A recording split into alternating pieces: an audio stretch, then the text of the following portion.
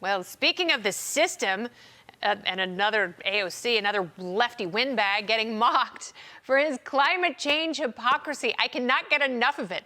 The president's climate czar, John Kerry, pushing back against claims rich progressives don't practice what they preach when it comes to private planes. Watch. Private aviation is an example of something where people are starting to pay more attention. And but when people who go to Davos to talk about climate change fly private, it seems like they don't want to make. Well, they actually, I've talked to them about it. They offset. They buy offsets, they offset, and they are working harder than most people I know to be able to try to affect this transition. People like me don't fly with simpletons like you. We simply work too hard to be told what to do.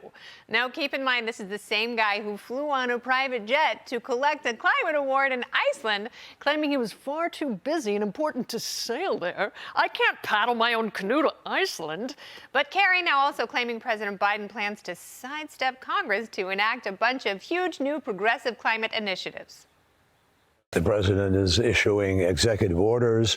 There'll be changes on automobile, on light truck, heavy duty, a number of initiatives that are being taken by states, subnational cities. We have a lot of other options, tools, if you will, in the toolkit besides the IRA.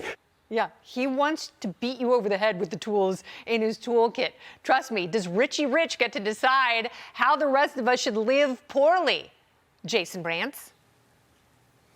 They shouldn't, but that's why they're pushing this, because they're not really affected. I mean, think about the whole idea of buying carbon offsets. Well, most of us can't do that. We don't have the money to do that.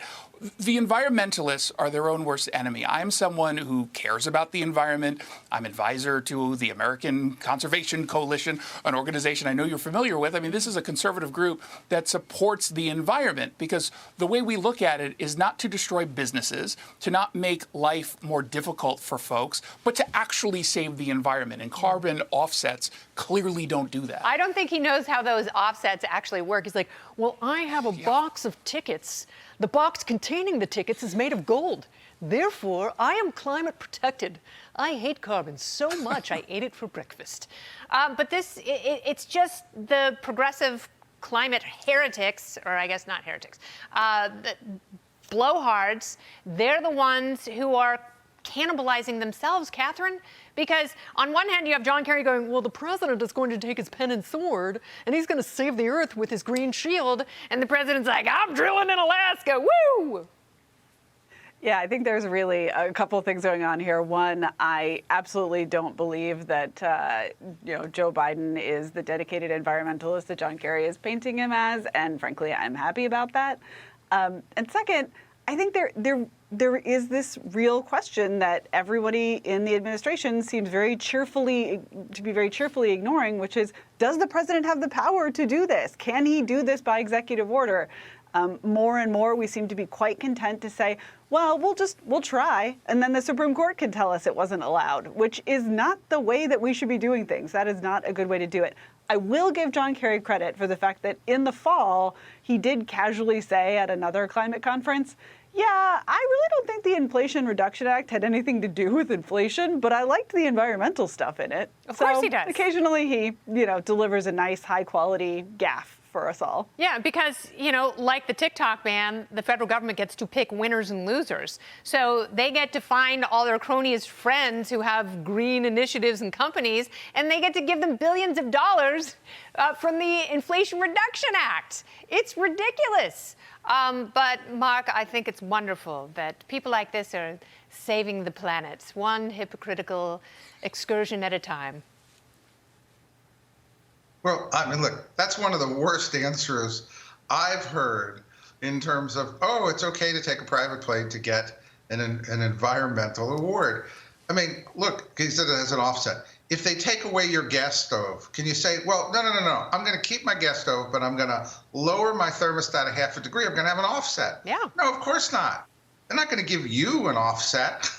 So it's ludicrous that he would be defending it that way, because he is telling everybody You have to get rid of your gas car. You have to get rid of maybe your gas stove. You have to, if you're in a developed country, you may not be able to get out of poverty because you won't have the low-cost energy.